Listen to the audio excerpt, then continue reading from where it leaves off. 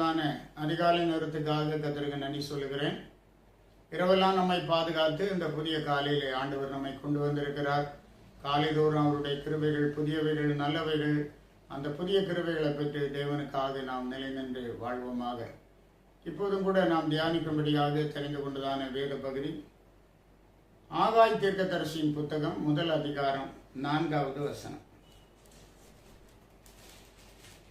இந்த வீடு பாழாய் கிடக்கும் போது நீங்கள் மச்சு பாவப்பட்ட உங்கள் வீடுகளில் குடியிருக்கும்படியான காலம் இதுவோ? இப்போதும் சேனைகளின் கர்த்தர் சொல்லுகிறார், உங்கள் வழிகளை சிந்தித்து பாருங்கள்.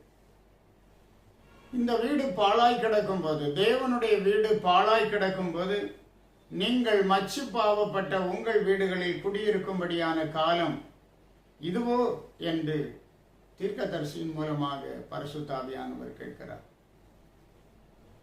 பாருங்கள், தேவனுடைய வீட்டிற்கு எப்போதும் நாம் முக்கியத்துவம் கொடுக்கிறவர்களாக இருக்க வேண்டும். தேவனுடைய வீடு அலங்காரமாக ஆசீர்வாதமாக இருந்தால்தான் நம்முடைய வீடுகளும் ஆசீர்வாதமாக இருக்கும் என்கிறதுல எந்த சந்தேகமும் இல்லை. ஆண்டவருடைய வீடு பாழாய் கிடக்கும் போது நாம் மச்சு பாவப்பட்ட வீடுகளில் வாசமாய் இருக்கும்படி ஆன காலம் இதுவா என்று கேட்கிறத நாம் பார்க்கிறோம். ஆகவே எப்போதும் அந்த தேவனுடைய வீட்டிற்கு அடுத்த ஒரு கரிசனை ஆண்டவருடைய பிள்ளைகளாகிய உங்கள் ஒவ்வொருவருடைய இருதயத்திலும் உண்டாக வேண்டும். ஆண்டவருடைய வீட்டின் ஆசீர்வாதத்திற்காக நீங்கள் ஜெபிக்க வேண்டும். ஆண்டவருடைய வீட்டில் ஏராளமான ஜனங்கள் இடங்கொள்ளாமற் போக மட்டும் வந்து கர்த்தரை ஆராதிக்கும்படி நாம் ஜெபிக்க வேண்டும். இதெல்லாம் தேவன் விரும்புகிறதான காரியங்கள் என்று நாம் பார்க்கிறோம். சங்கீதக்காரனுக்கு அந்த ஒரு வாஞ்சை இருந்தது. 132வது சங்கீதத்திலே சொல்லுகிறான், 1வது வசனம் முதல், கர்த்தாவே தாவீதையும் அவனுடைய சகல உபத்திரவத்தையும் நினைத்தருளும். அவன், நான் கர்த்தருக்கு ஒரு இடத்தையும் யாக்கோபின் வல்லவருக்கு ஒரு வாசஸ்தலத்தையும் காணும் மற்றும் என் வீடாகிய கூடாரத்தில் பிரவேசிப்பதும் இல்லை, என் படுக்கையாகிய கட்டிலின் மேல் ஏறுவதும் இல்லை, என் கண்களுக்கு நித்திரையும் என் இமைகளுக்கு உறக்கத்தையும் வரவிடுவதும் இல்லை என்று கர்த்தருக்கு ஆணையிட்டு யாக்கோபின் வல்லவருக்கு பொருத்தனை பண்ணினான். எவ்வளவு விசேஷமான ஒரு பொருத்தனை பாருங்க. நாம் எல்லாரும் கூட பொருத்தனை பண்ணுகிறோம். நம்முடைய பொருத்தனைக்கும் தாவீதின் பொருத்தனைக்கும் எவ்வளவு வித்தியாசம் இருக்கிறது. அவன் தன் சரீரத்தை வருத்தப்படுத்துகிறான். காரணம் தெரியுமா? ஆண்டவருக்கு ஒரு இடத்தை என்னால் இதுவரையும் காண முடியவில்லை. தேவனுடைய பெட்டி இன்னும் திரைகளுக்குள்ளாக இருக்கிறது, கூடாரங்களில் இருக்கிறது. நான் மச்சு பாவப்பட்ட வீட்டில் இருக்கிறேன்.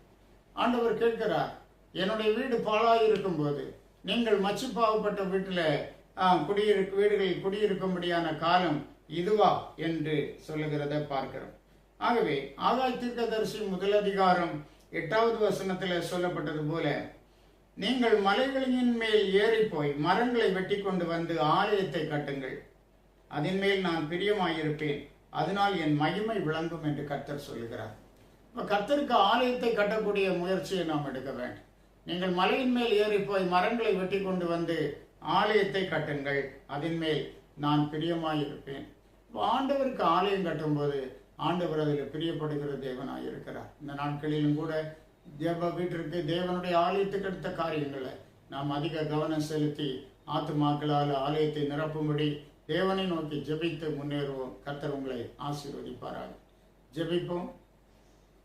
வாக்குத்தத்தத்தில் உண்மையுள்ள எங்கள் அன்பின் ஆண்டவரே, உம்மை நாங்கள் துதிக்கிறோம், ஸ்தோத்திரிக்கிறோம். கர்த்தருக்கென்று நாங்கள் ஆலயம் கட்ட பிரயாசப்படும் போது ஆண்டவர் மெய்யாகவே உம்முடைய பிள்ளைகளை ஆசீர்வதிக்கிற தேவன். காரணம், நீர் அதன் மேல் பிரியமாயிருக்கிறீரப்பா. இந்த நாட்களில் ஆண்டவரை பிரியப்படுத்துகிற காரியங்களை செய்ய ஆவியானவர் உம்முடைய பிள்ளைகள் ஒவ்வொருவரையும் பலப்படுத்தும். தேவ சமாதானம் இவர்கள் உள்ளத்தை ஆட்கொள்ளட்டும். ஆசீர்வதியும்.